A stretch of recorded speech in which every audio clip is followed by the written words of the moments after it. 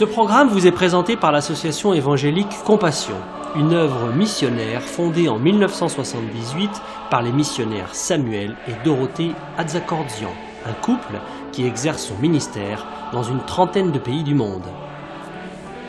Ils sont évangélistes depuis plus de 40 ans et organisent de grandes campagnes d'évangélisation, des séminaires et conventions chrétiennes très appréciées par tous. L'évangélisation en plein air fait partie du ministère de Samuel Atzakordzian. Il tient aussi des séminaires d'enseignement pour les pasteurs, pendant lesquels il traite d'importants sujets pour leur ministère, tels que les qualifications requises pour servir Dieu, le discernement spirituel, le retour soudain de notre Seigneur et bien d'autres thèmes actuels, une véritable source de bénédiction et d'enrichissement pour eux. Dorothée Atzakordzian est également utilisée par le Seigneur dans les séminaires spécialement organisés pour les épouses des serviteurs de Dieu, ainsi que pour les femmes en général, pendant lesquels elle leur enseigne à grandir dans la connaissance de Dieu, à connaître leur rôle dans le foyer et dans l'Église, et pendant lesquels elle les exhorte à se laisser, elles aussi, utilisées par lui, selon le plan de Dieu pour elles.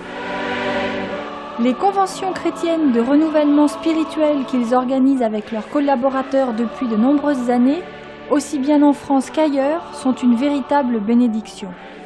De nombreux assistants sont fortifiés dans leur foi et jouissent de la sainte présence de Dieu. De nombreux malades sont alors guéris par le Seigneur et plusieurs personnes ont accepté Jésus-Christ dans leur vie comme Sauveur et Seigneur.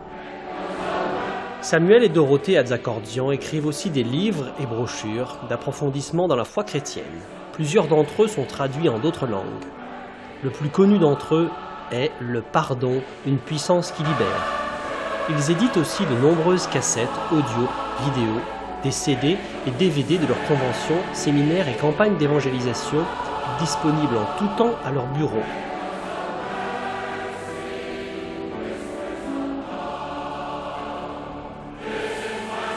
Leur site internet, très intéressant, vous permettra de mieux encore connaître leur ministère, de vous procurer régulièrement leurs messages d'édification, de lire de merveilleux témoignages d'intervention divine et aussi d'acheter en direct leurs nombreux articles.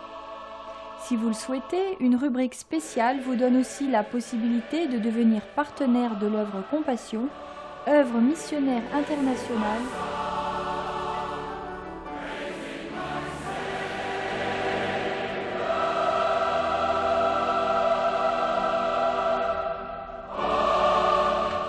Nous souhaitons maintenant que vous soyez richement bénis par ce programme.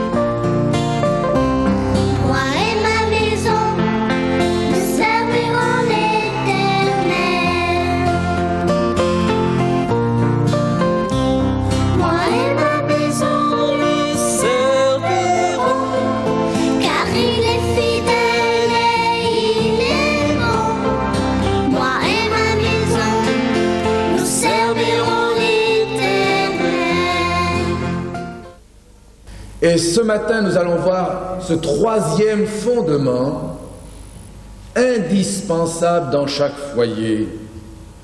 Et ce troisième fondement est celui-ci, c'est le respect de l'ordre divin dans la famille. Je répète, le respect de l'ordre divin. Parce que beaucoup de couples ne respectent pas cet ordre divin. Voilà pourquoi il y a tant de désordre. Beaucoup de couples ont aussi mal interprété cet ordre divin. Ils pensent qu'ils l'ont bien compris, Mais si vous l'avez bien compris, laissez-moi vous dire une chose. C'est par les fruits que ça se voit. Si ta maison est un enfer, c'est que tu n'as rien compris. Il y en a qui disent, mais moi j'obéis, il y a l'ordre à la maison. Mais vous arrivez que c'est le désordre. S'il n'y a pas la paix, s'il n'y a pas l'harmonie, alors il y a une mauvaise interprétation de cet ordre divin. Ceci est très important parce que lorsqu'on consulte des foyers, lorsqu'on voit les différents problèmes, et lorsqu'on demande exactement au mari et à la femme quel est ton rôle dans le foyer, quel est ton rôle?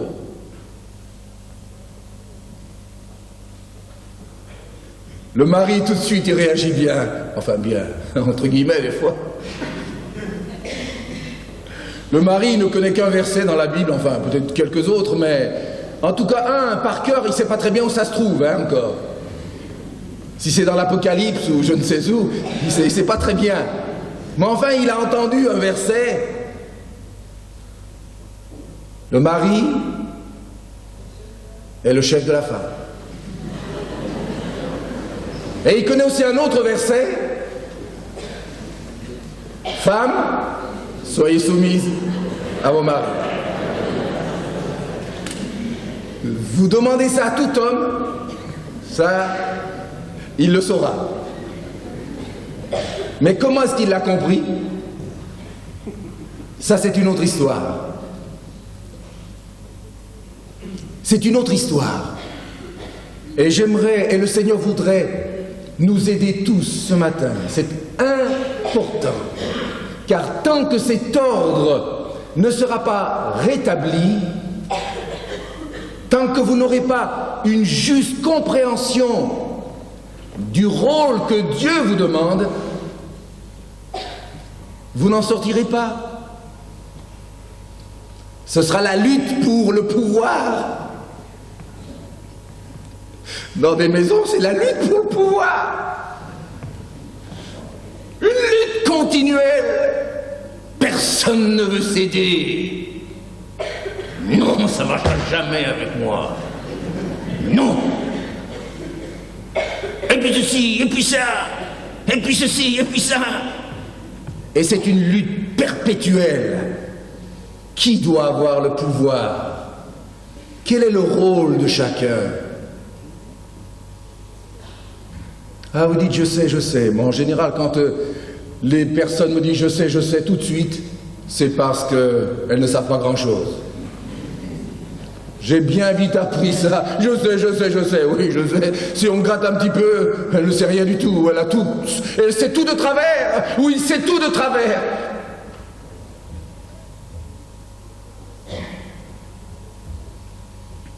Le respect de l'ordre divin. Et laissez-moi dire une chose, mes amis, dans ce domaine-là, c'est nous qui devons changer. Sa parole ne changera jamais.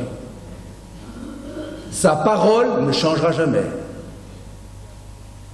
C'est ce que Dieu a voulu pour l'harmonie, l'unité, la paix, l'équilibre, l'épanouissement de la famille. Il y a un ordre. Dieu est un Dieu d'ordre. L'homme ne doit pas faire le travail de la femme et la femme ne doit pas prendre la place de l'homme. Il y a des rôles spécifiques, bien précis. Et l'avez-vous remarqué, quand Dieu s'adresse au mari, il ne parle pas d'abord à la femme pour dire au mari ce qu'il doit faire. Quand Dieu s'adresse au mari, il s'adresse directement au mari, n'est-ce pas vrai? Et quand Dieu s'adresse à la femme, il s'adresse directement à la femme. Il ne dit pas au mari, tu diras à ta petite femme d'être soumise. Parce que si c'était comme ça, ça marcherait pas. Mais il y en a qui ont compris, justement, cette explication comme cela. Chérie, tu dois m'aimer, ou femme, tu dois m'être soumise. C'est ce que la Bible dit. Ah, c'est déjà une petite interprétation personnelle. Dieu s'adresse à la femme et il lui dit ce qu'elle doit faire, et Dieu s'adresse au mari et lui dit ce qu'il doit faire. Chacun est concerné, ce n'est pas l'un qui fait la leçon à l'autre.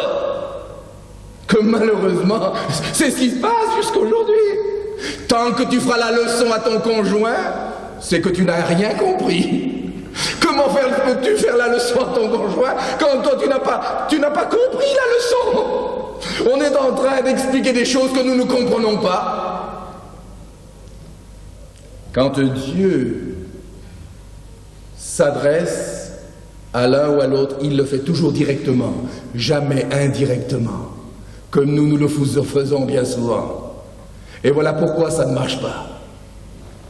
Voilà pourquoi ça ne marche pas. Donc, nous allons voir cela maintenant. Comme texte de base, nous allons prendre Éphésiens, chapitre 5, à partir du verset 22.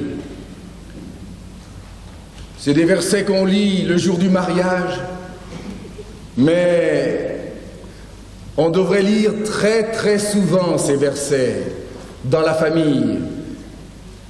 Les époux devraient lire plus souvent ces versets-là, pour se rappeler un petit peu quelles sont leurs responsabilités. Lisez plus souvent dans le couple ces versets très importants. Ce n'est pas seulement pour le jour du mariage. Ces paroles sont importantes pour tous les jours de ton mariage. Éphésiens 5, verset 22. Femmes, soyez soumises à vos maris. Juste encore au-dessus, je voudrais qu'on lise encore quelques versets au-dessus. Verset 18 déjà, si vous voulez. Soyez au contraire remplis de l'esprit. Entretenez-vous par des psaumes, des hymnes et des cantiques spirituels, chantant et célébrant de tout votre cœur les louanges du Seigneur. Rendez continuellement grâce pour toutes choses à Dieu le Père, au nom de notre Seigneur Jésus-Christ, vous soumettant les uns aux autres dans la crainte de Christ. Femmes, soyez soumises à vos maris, comme au Seigneur, car le mari est le chef de la femme, comme Christ est le chef de l'Église, qui est son corps, et dont il est le sauveur. Or, de même que l'Église est soumise à Christ, les femmes aussi doivent l'être à leur mari en toutes choses. Marie, aimez vos femmes comme Christ a aimé l'Église et s'est livré lui-même pour elle, afin de la sanctifier par la parole, après l'avoir purifiée par le baptême d'eau, afin de faire paraître devant lui cette Église glorieuse, sans tache, ni ride, ni rien de semblable, mais sainte et irrépréhensible. C'est ainsi que les maris doivent aimer leurs femmes, comme Christ, comme leur propre corps. Celui qui aime sa femme s'aime lui-même, car jamais personne n'a haï sa propre chair, mais il la nourrit et en prend soin, comme Christ le fait pour l'Église, parce que nous sommes membres de son corps. C'est pourquoi l'homme quittera son père et sa mère et s'attachera à sa femme, et les deux deviendront une seule chair. Ce mystère est grand. Je dis cela par rapport à Christ et à l'Église. Du reste, que chacun de vous aime sa femme comme lui-même, et que la femme respecte son mari. Que le Seigneur bénisse sa parole. Il y a là donc un enseignement bien précis pour chacun d'entre nous. Quand la parole de Dieu dit que le mari doit être le chef de la femme et que les femmes doivent être soumises à leur mari, rien que dans ces deux pensées, il y a tant d'erreurs, tant de mauvaises interprétations.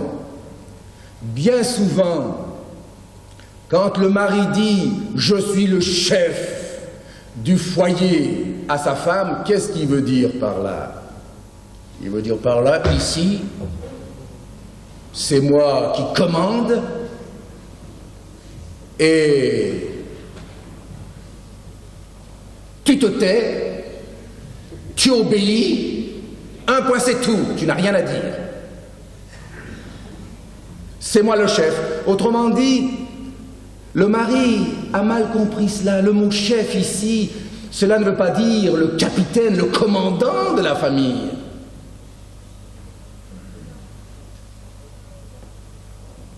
C'est là une mauvaise interprétation. Ce n'est pas un dictateur dans la famille. Et que de maris ont une mauvaise attitude et pensant en plus obéir à la parole de Dieu. C'est cela le pire.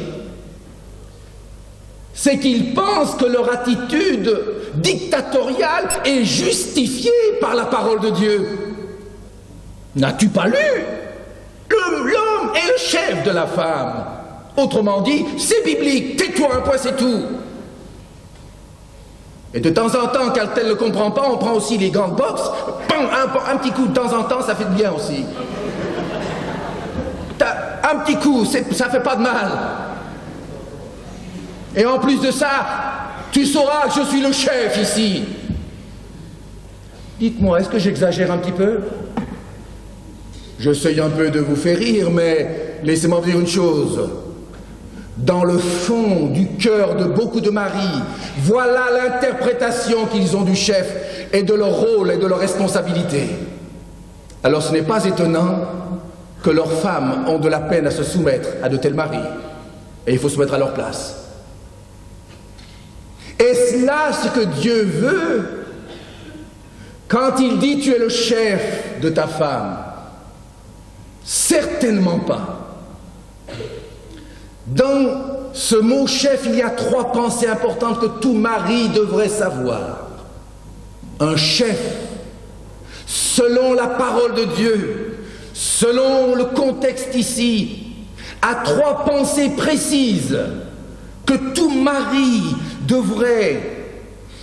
devrait méditer continuellement afin d'être purifié de ce côté-là et ne pas entrer dans le mariage avec une telle fausse conception et ne pas rester vivre dans le mariage avec de telles fausses idées. Premièrement, que veut dire être le chef de sa femme? Selon la parole de Dieu, être chef, c'est d'abord être le premier responsable. Un chef, c'est un responsable. Tandis que nos chers maris, actuellement je leur tire un petit peu les oreilles, après ce sera les dames. Profitez-en bien les dames pour le moment. Détendez-vous. Les maris vont passer un mauvais quart d'heure. Mais tout à l'heure, ce sera les maris qui vont se détendre et voilà, chacun aura son petit compte, n'est-ce pas? Je dis bien, être chef, c'est être responsable. Que se passe-t-il bien souvent quand le mari se considère lui comme le commandant? Avez-vous remarqué quand quelque chose ne va pas, c'est toujours la faute de sa femme? Toujours la faute de sa femme. Quand quelque chose ne va pas, rarement il prend la responsabilité sur lui-même, rarement. La femme, voyant cela, eh bien, est profondément blessée au fond de son cœur. Et elle pressent au fond de soi-même quelles sont les véritables responsabilités du mari, quel est son rôle. Cher mari, écoute-moi bien. Si tu dis, et si la parole de Dieu dit que tu es le chef de ta femme, c'est que tu es le premier responsable.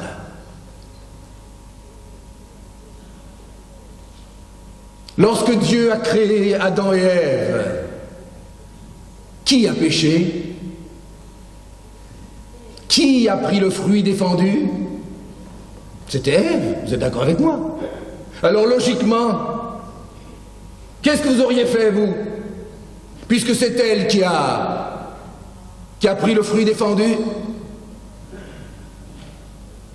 À qui l'Éternel Dieu s'est-il adressé? À qui? Est-ce qu'il s'est approché d'Ève d'abord, premièrement? Non. Ève avait péché, c'est vrai. Elle avait sa responsabilité, sans aucun doute. Mais à qui, vers qui l'Éternel s'est approché? Vers Adam. Vers Adam.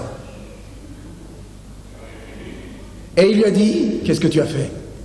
Pourquoi tu as mangé de ce fruit-là? Pourquoi? Pourquoi est-ce qu'il s'est adressé premièrement à Adam? Parce que, aux yeux de Dieu, il était le premier responsable. Sa femme a fait une faute, elle a sa responsabilité. Mais le premier responsable, c'était Adam. Il devait être conscient de cela. Il ne pouvait pas dire, comme il l'a fait d'ailleurs, pourquoi tu mangeais cela? Et Adam, vous savez ce qu'il a fait, comme beaucoup de maris font encore aujourd'hui? Pourquoi as-tu mangé ça? La femme que tu m'as donnée, regardez, la femme, vous voyez, la responsabilité, au lieu de la prendre sur lui, la femme que tu m'as donnée, c'est elle qui m'a donné de ce fruit-là, c'est à cause d'elle. Voyez-vous, il ne voulait pas prendre ses responsabilités. Et alors l'Éternel Dieu est allé trouver Ève. Ève, comment elle s'en est sortie, elle? Alors Dieu s'approche d'Ève et lui dit, pourquoi tu fais cela? Pourquoi tu mangeais de ce fruit? Ève, regardez-moi ça encore. Vous savez, elle n'est pas meilleure qu'Adam. Il est vrai qu'Adam a une grande responsabilité, mais Ève, elle n'a pas fait quelque chose de bien. Qu'est-ce qu'elle a dit? Le serpent, c'est lui qui m'a séduit.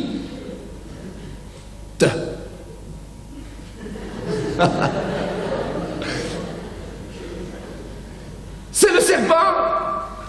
Elle aussi, elle ne voulait pas prendre ses responsabilités. Adam sur Ève, Ève sur le serpent. Et le serpent, indirectement, sur qui remet-il la faute? Sur Dieu. Dieu a-t-il réellement dit: vous ne mangerez pas de tous les arbres des fruits du jardin? Dieu a-t-il réellement dit que vous ne devez pas manger de cet arbre de la connaissance du bien et du mal? Dieu a-t-il vraiment dit? Voyez-vous, nous voyons là l'accusation du diable contre Dieu. Dès le début de la création, Dieu avait donné des responsabilités, chacun avait un rôle. Et il faut assumer ses responsabilités. Et ne pas dire c'est ma femme, ne pas dire c'est le diable. Il y en a peut-être qui n'accusent pas leur femme, ils accusent tout le temps le diable. C'est le diable par-ci, c'est le diable par-là. En tant que certains, c'est le diable qui fait tout. Comment le diable? Le diable ne peut rien faire si tu ne lui donnes pas la permission de le faire. Amen. Le diable ne peut rien du tout. Cesse d'accuser le diable. Cesse d'accuser ta femme. Prends tes propres responsabilités. Dieu est venu vers Adam parce qu'il était le premier responsable. Lorsque quelque chose ne va pas dans la famille, tu es le premier responsable. Et Dieu s'adresse à toi. Tu dois te sentir concerné. Même si apparemment ce n'est pas ta faute. Même si apparemment ce n'est pas ta faute, tu es le premier responsable. Tu ne peux pas te laver les mains et dire « ce n'est pas de ma faute ». La situation est comme ceci, mais ce n'est pas de ma faute, c'est une erreur. Tu fuis tes responsabilités, c'est peut-être pas de ta faute, mais tu es responsable. Tu ne peux pas te laver les mains et dire « qu'elle se débrouille maintenant ». Qu'elle se débrouille, c'est de sa faute. Vous le savez, elle le sait aussi. Mais est-ce la bonne attitude? Est-ce la bonne attitude? Ce n'est pas une attitude de responsable. Un mari responsable devant Dieu prend sur lui les responsabilités et dit « Chérie, là oui, bon, là il y a une faute, il y a eu quelque chose qui n'a pas été. Mais je suis le premier responsable. Je suis concerné. Ton échec, c'est mon échec. L'échec du foyer, c'est mon échec à moi. Vous ne pouvez pas sortir blanchi d'une situation dans la famille, sans être sali vous-même. Vous êtes le premier responsable. Vous ne pouvez pas continuellement dire « c'est la faute des autres ». S'il y a un échec dans la vie de ta femme, c'est ton échec à toi qui est révélé. S'il y a un échec dans la famille, c'est ton échec qui est révélé. Tu dois réaliser ta responsabilité. Un chef, c'est quelqu'un qui prend ses responsabilités. Vous êtes d'accord avec moi? C'est cela un chef. Quand quelque chose ne va pas, je suis le premier responsable. Et le chef doit se tourner vers Dieu. Car avant avant que sa femme se soumette à lui, il faut que lui se soumette au Seigneur. Amen. Se soumettre au Seigneur dans l'obéissance à sa parole et dans le fait de prendre ses propres responsabilités. Le mari doit réaliser cela. Quand quelque chose ne va pas, il se sent responsable. Et il se dit, mais où est-ce, Seigneur, que j'ai fait mal? S'il y a une insoumission autour de moi, n'est-ce pas parce que je suis insoumis à ton esprit et à ta parole? Est-ce qu'il n'y a pas une insoumission de ma part? Et le mari doit tout faire, tout ce qui est dans son pouvoir, pour prendre ses propres responsabilités. Et l'épouse fera tout pour aider un mari qui sait prendre, qui veut prendre ses responsabilités et qui ne les rejette pas constamment sur sa femme ou sur les enfants. Un mari sera toujours aidé par une femme s'il accepte de prendre ses responsabilités. Mais s'il veut toujours fuir ses responsabilités, alors il n'y a plus d'espoir. L'épouse est découragée. L'épouse est déprimée. Que de femmes sont dans la dépression, profondément découragées, à cause de l'attitude de leur mari, irresponsable. Et vous savez, une femme se culpabilise facilement. Et bien souvent, les maris utilisent cette arme de la culpabilité pour condamner continuellement leur femme. Tu n'as pas fait ceci, tu n'as pas fait cela. Et la femme est plus fragile, comme on l'a vu l'autre jour, elle est plus délicate. Et de telles paroles constamment rabâchées, tu es une incapable, c'est ta faute. Tu n'as pas fait ceci, tu n'as pas fait cela. Ces paroles pénètrent dans le cœur, la pensée, l'esprit de l'épouse et la brisent profondément, la blessent profondément. Résultat, loin de changer, c'est la dépression, c'est la déprime. Ce que tu as semé, tu le récoltes maintenant.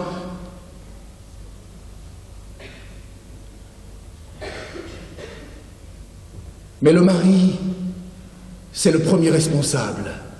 Quand quelque chose ne va pas, il dit à sa femme, mettons-nous à genoux, qu'est-ce qui se passe?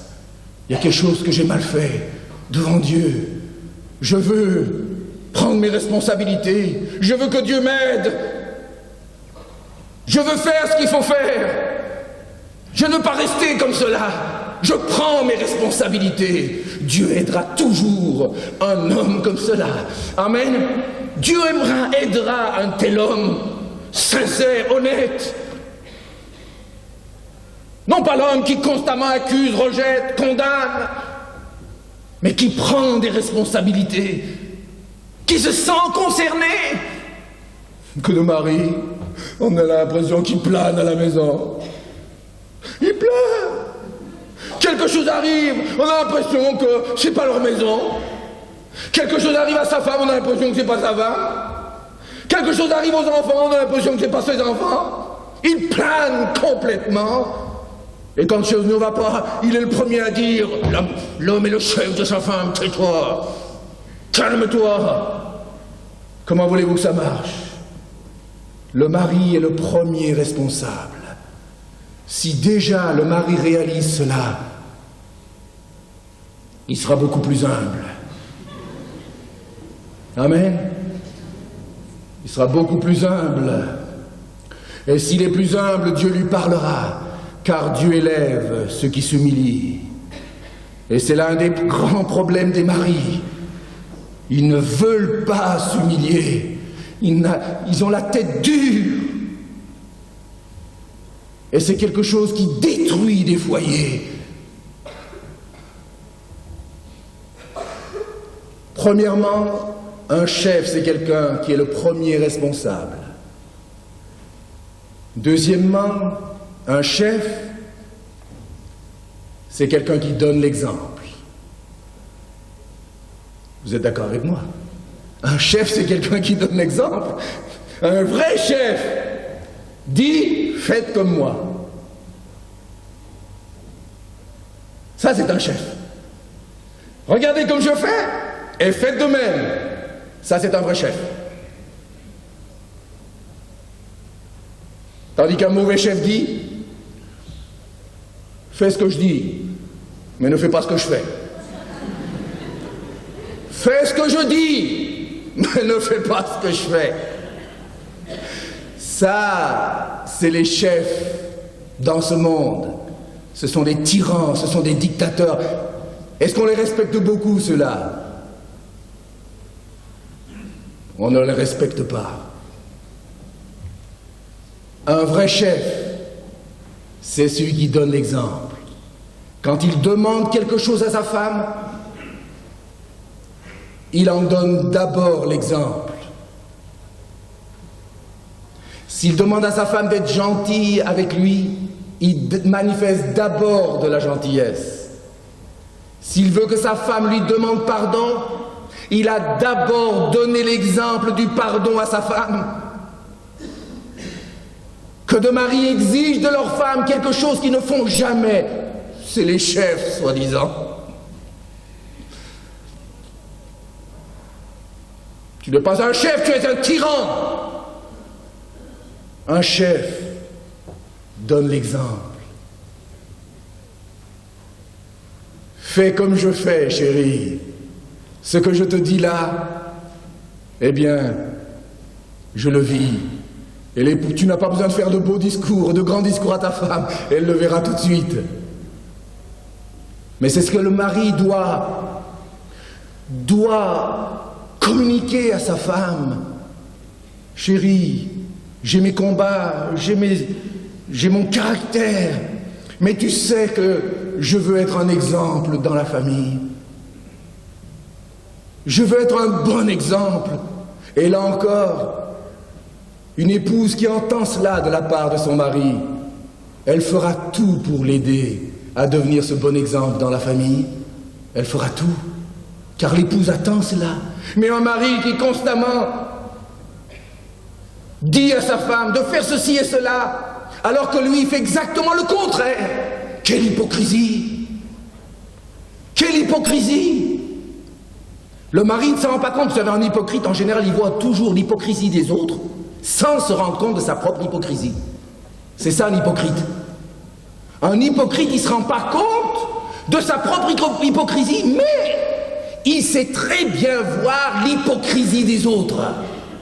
T'as vu l'autre? Regarde-moi ça. Il a toujours des jumelles avec lui.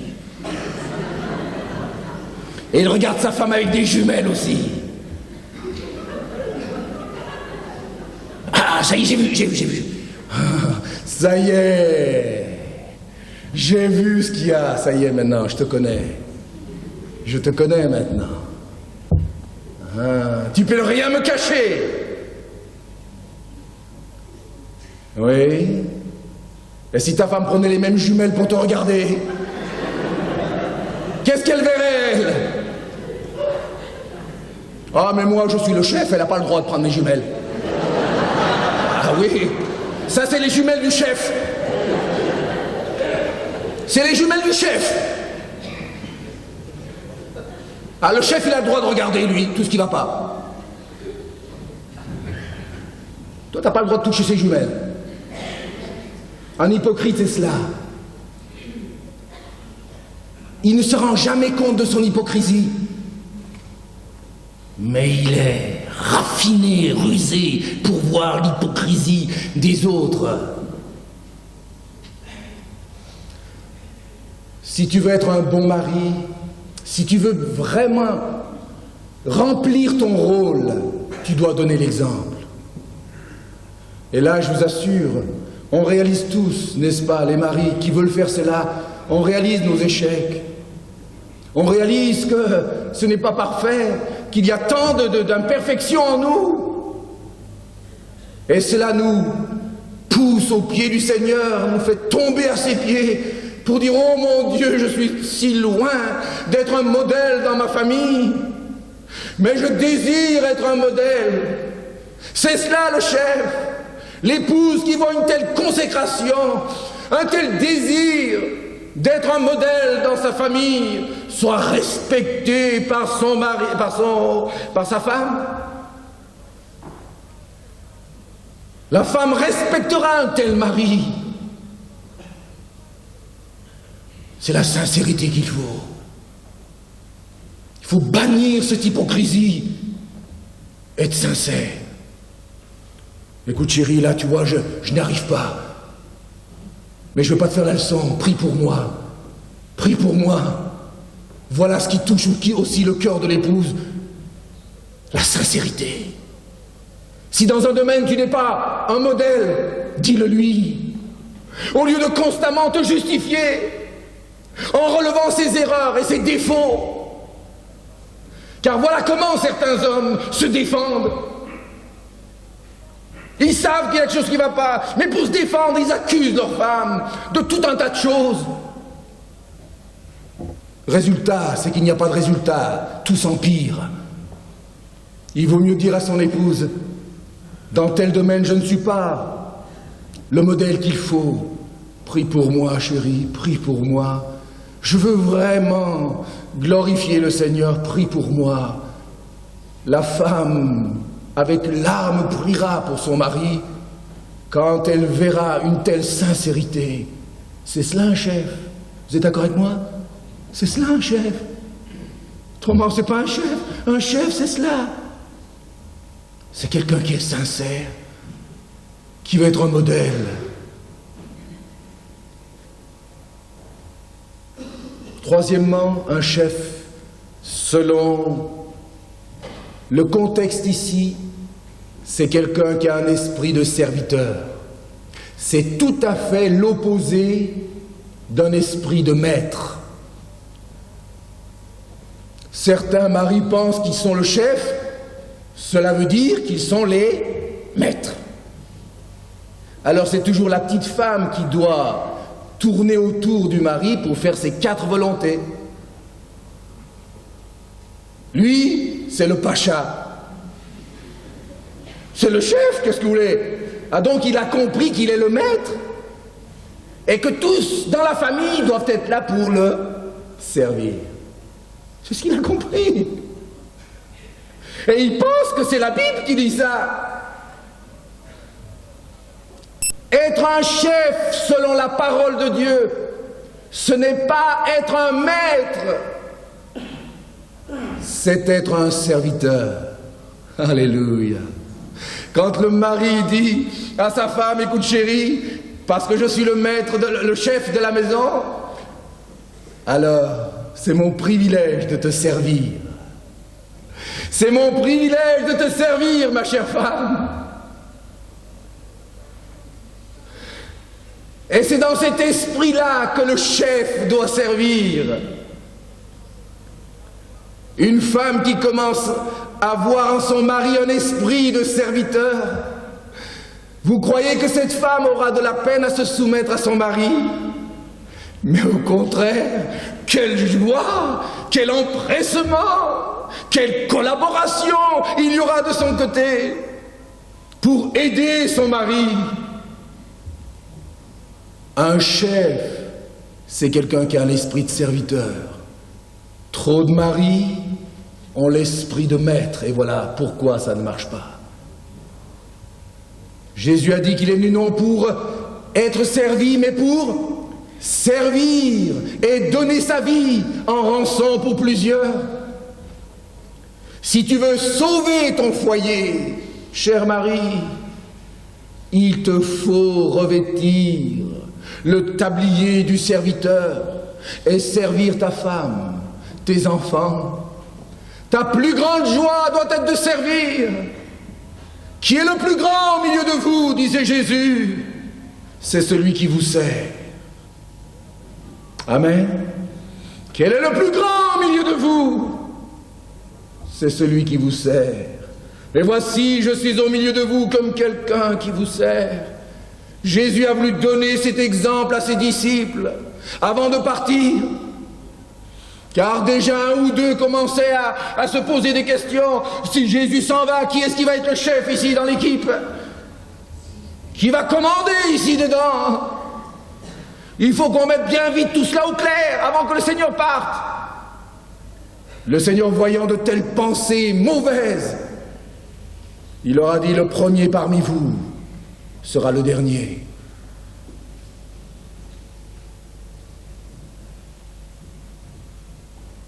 Si vous voulez être élevé, il faut vous abaisser et devenir le serviteur de tous. Voilà l'esprit du chef, mes amis. Si le mari manifeste cet esprit-là, combien de problèmes conjugaux disparaîtraient immédiatement, immédiatement. Déchire ce manteau du maître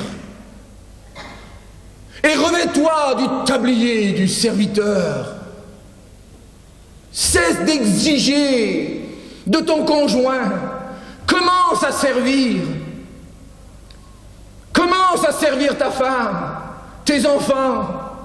N'attends rien en retour. Change de mentalité. Le mari est le chef de la femme.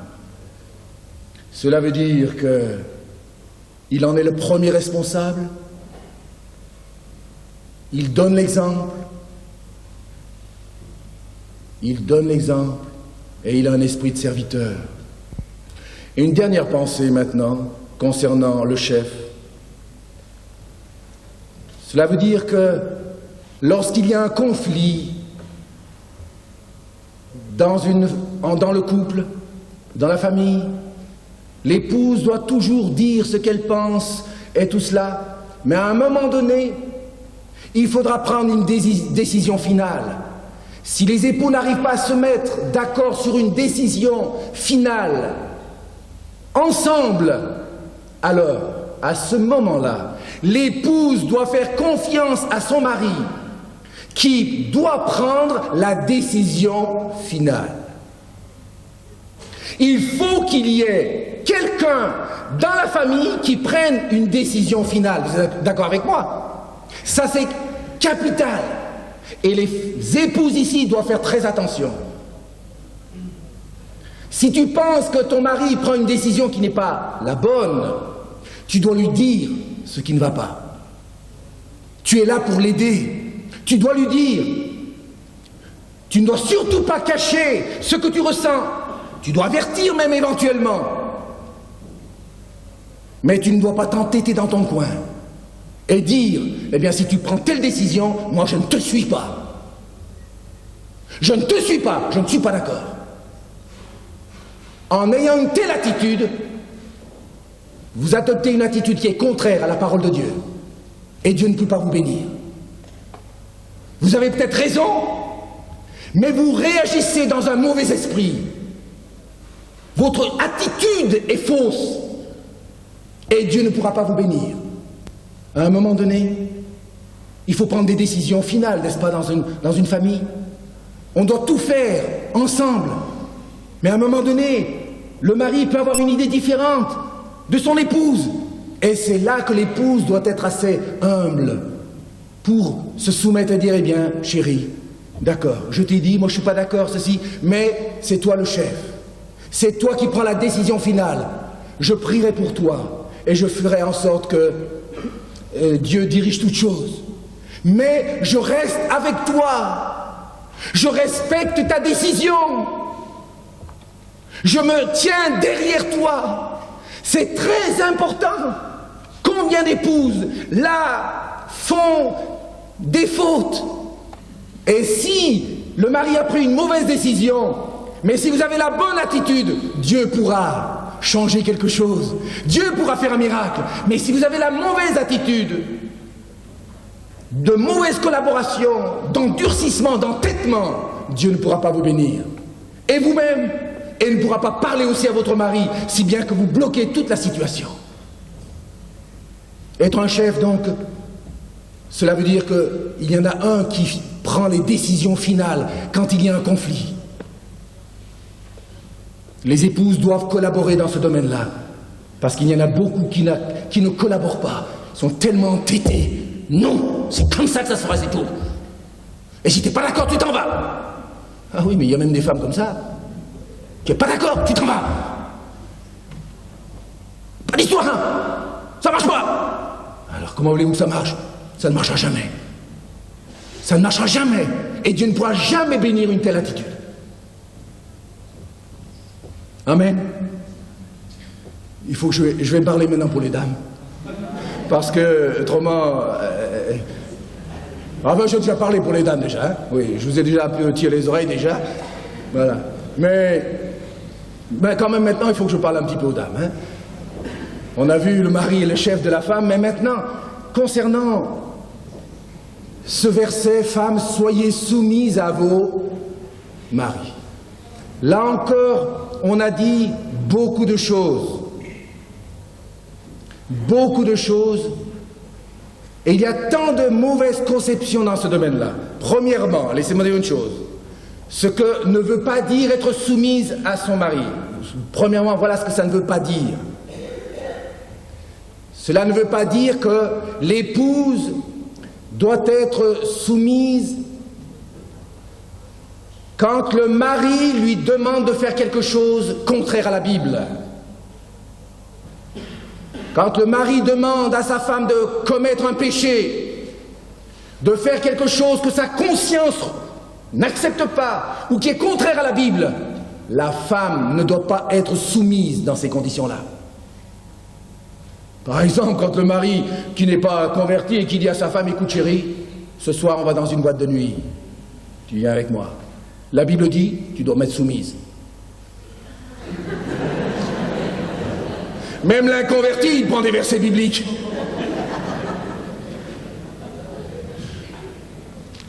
Mais il oublie de dire que, femmes, soyez soumises à vos maris comme au Seigneur. Comme au Seigneur. Est-ce que le Seigneur, lui, vous emmènerait dans une boîte de nuit? Certainement pas. Alors donc, être soumise, cela ne veut pas dire faire tous les caprices de son mari.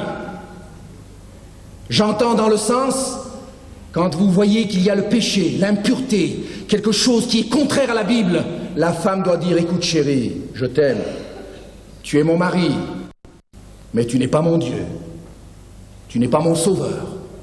Je t'aime en tant que mari, je suis soumise à toi en tant que mari, mais là tu me demandes quelque chose que Dieu condamne.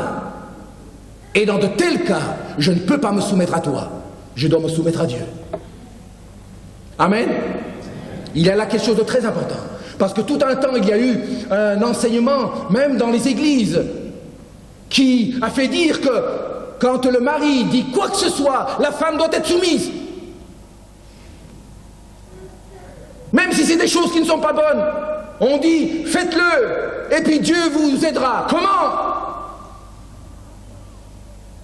C'est une grave erreur, c'est un mensonge.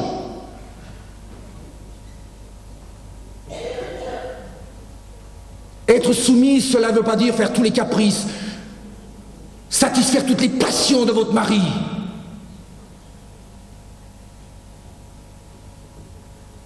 Quand il vous demande quelque chose qui est contraire à la Bible, vous devez lui dire « Chérie, tu es bien gentil, je t'aime bien, mais j'aime Dieu par-dessus tout, et je ne peux pas pécher contre mon Dieu. Tu es mon mari, mais tu n'es pas mon sauveur et mon Dieu. »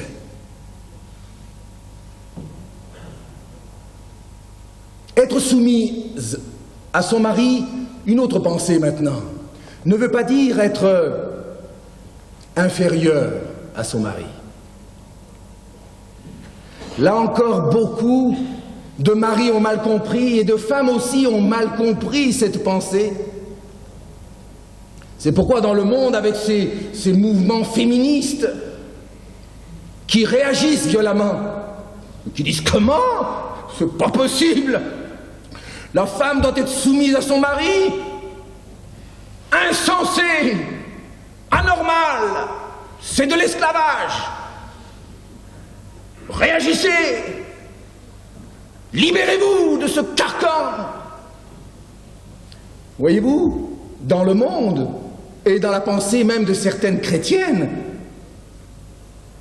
être soumise, c'est être esclave ou être inférieur à son mari.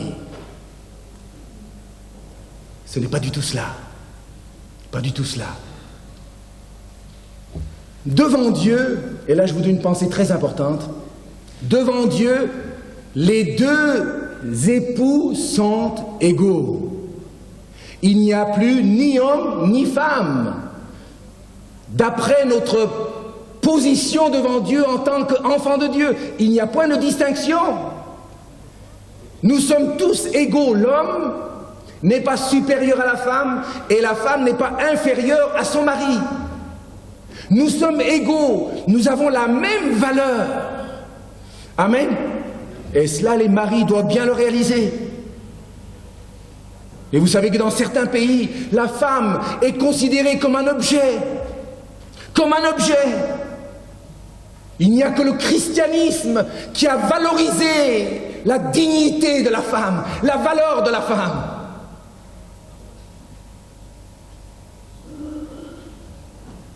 Donc, devant Dieu, nous sommes égaux. L'homme et la femme sont égaux, mais c'est là qu'il faut bien faire cette nuance très importante. Mais ils ont des rôles différents, des responsabilités différentes. C'est pas parce que nous sommes égaux devant Dieu que nous avons les mêmes responsabilités. Il y a des responsabilités différentes qui ne sont pas interchangeables. Le mari ne peut pas prendre la place de la femme et la femme ne peut pas prendre la place du mari. Jamais. Sinon, ce sera un mariage malheureux. Ce ne sera plus le vrai mariage selon le plan de Dieu. Donc dans le plan de Dieu, l'homme et la femme sont unis, mais ils ont des rôles différents. Quand la femme doit être dit qu'elle doit être soumise à son mari, cela ne veut pas dire qu'elle est inférieure ou qu'elle est l'esclave de son mari, mais qu'elle a un rôle différent. Et la parole de Dieu dit que Dieu créa l'homme pour être une aide à sa femme, une aide. Je lui ferai une aide semblable, dans Genèse chapitre 2, n'est-ce pas? Une aide semblable, une aide. Et que veut dire le mot aide? Le mot aide veut dire ceci.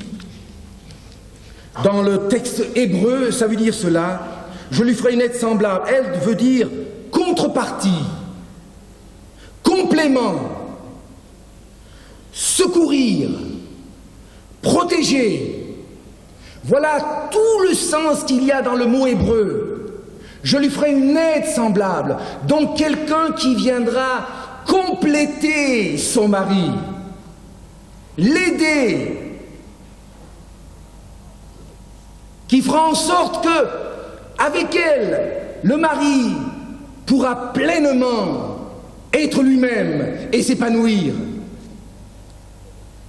Et quand il est dit que la femme fut créée pour être une aide compatible, complémentaire à son mari, et complémentaire dans tous les domaines, complémentaire spirituellement, moralement, mentalement, émotionnellement et physiquement. Elle pourvoit à ce qui lui manque pour atteindre son plein potentiel. Voyez-vous, le rôle de la femme dans sa soumission est loin d'être une attitude d'esclave qui ne collabore pas, qui ne participe pas, mais au contraire, c'est le rôle d'une personne qui apporte tout ce que Dieu lui a donné pour le bien de son mari, l'épanouissement de son mari. Et c'est en donnant à son mari qu'elle reçoit elle-même de Dieu. Alléluia. Et c'est en donnant qu'elle s'épanouit. C'est en donnant qu'elle recevra. C'est en se donnant qu'elle expérimentera une véritable libération personnelle. Il y a plus de joie à donner qu'à recevoir.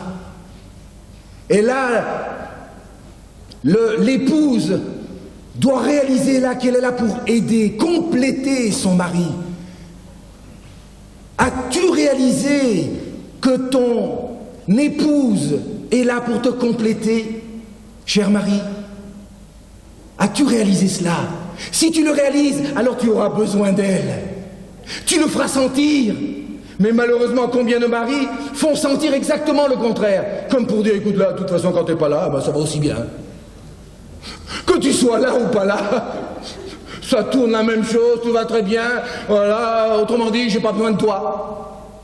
C'est exactement le contraire de ce que Dieu a prévu. Dieu veut justement que tu dises à ta femme, écoute chérie, j'ai besoin de toi, tu vois, dans tel domaine, j'ai besoin de toi, dans tel autre domaine, j'ai besoin de toi, je ne peux rien faire sans toi, je ne peux rien faire sans toi, chérie. Quand la femme entend cela, il y a un écho en elle. Elle se dit, voilà, oui, je ressens cela en moi. Je suis mariée avec toi pour t'aider, pour t'encourager, pour te compléter. Elle commence à vivre, elle commence à se donner. Parce que le mari lui fait réaliser le besoin qu'il y a en lui d'être complété. Et l'épouse n'attend que cela. C'est pourquoi le mari doit lui donner la possibilité de pouvoir s'épanouir, afin qu'elle puisse lui donner ce qu'il n'a pas. Amen. C'est cela, être soumise. Femmes, soyez soumises à vos maris, comme l'Église est soumise à Christ. Donc, en se soumettant, elle cherche non pas ses intérêts personnels, mais les intérêts de son mari. Et il y a plus de joie à donner qu'à recevoir. Et un des premiers besoins du mari, nous l'avons lu tout à l'heure, est que la femme respecte son mari. Et là, j'aimerais dire une pensée très importante maintenant. Les épouses doivent apprendre et doivent réaliser quel est le premier besoin du mari. Le mari a besoin d'être respecté. D'être respecté. Et c'est là que beaucoup d'épouses font mal. Quand ils voient le mauvais caractère de la personne, quand ils voient les défauts du mari, elles sont portées à le critiquer et à manquer de respect. C'est là, chères épouses, écoutez-moi bien, une des plus graves fautes que vous puissiez faire, si vous ne respectez pas votre mari. Cela ne veut pas dire que vous devez tout gober, vous taire et dire n'importe, et que le mari vous dise n'importe quoi et que vous pérez. Non, non, non, pas du tout. Vous devez tout lui dire, c'est qu'il y a à dire, mais vous ne devez jamais perdre le respect de votre mari. Jamais. Et une bonne femme ne doit jamais critiquer son mari devant les enfants et devant les autres. Jamais. Jamais. C'est là une grave faille dans la vie de beaucoup de femmes. Elles ne respectent pas leur mari. Et le mari, tôt ou tard, le saura qu'il n'a pas été respecté, que sa femme dépose son poison un peu de partout. Ah, mais pas toujours directement, parfois, pas toujours directement. Certaines sont rusées aussi. Ils disent pas, mon mari, il a tel mauvais caractère. Non, ils disent pas ça. C'est plus subtil. S'approche de vous en disant, priez pour mon mari. Ah. Qu'est-ce qui se passe? Il y a quelque chose qui est donc là derrière avec le mari.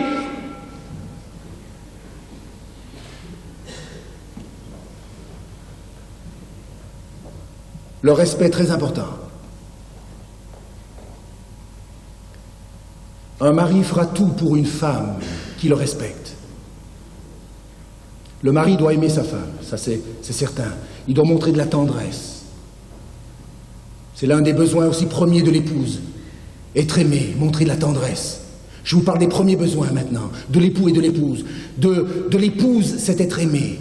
Mais en manifestant toutes ces petites choses, dans les petits détails de tendresse, des gestes doux, des gestes gentils, enfin, toutes ces petites choses qui touchent profondément le cœur de l'épouse. Le mari doit veiller à cela, à cette tendresse et à ces petits gestes d'affection qui touchent profondément le cœur d'une femme. Et en cela, les maris, bien souvent, font défaut. Ils pensent que ces petites choses, c'est rien du tout. Vous voyez, la femme est toujours un peu romantique au fond d'elle-même. Le mari, lui, c'était au début, le prince charmant, au début, bon, aux fiançailles, quelques jours après le mariage, tout ça, bon, un peu romantique, ça va. Mais après, on oublie tout ça, il y a les affaires, il y a tout, c'est terminé. Mais la femme reste romantique toute sa vie. Et si l'époux n'arrive pas à discerner ce besoin en elle, de tendresse, d'affection, de compagnon, de petits gestes qui touchent le cœur, il n'arrivera jamais à satisfaire pleinement sa femme. Tu sais ce qui fait plaisir à ta femme, fais-le, fais-le. Un petit bouquet de fleurs, une petite visite à gauche ou à droite, je ne sais où. Tu sais ce qui fait plaisir à ta femme, fais-le. C'est ce qui la touche profondément. Mais le mari, la femme aussi doit faire ce qui fait plaisir à son mari. Et ce qui le fait le plus plaisir, c'est qu'il soit respecté. Quand un mari se sent respecté par sa femme, ce mari fera tout pour sa femme. Vous touchez la corde sensible. Je vous donne des petits secrets là. Si le mari sait qu'il n'est pas respecté par vous, par derrière, devant les enfants, l'amertume va entrer en lui. Il n'est plus question de réelle communion, c'est fini. Il va commencer à se retirer de son côté, et vous du vôtre, et c'est terminé. Respectez. Et que la femme respecte son mari. Je vais m'arrêter là, le temps passe.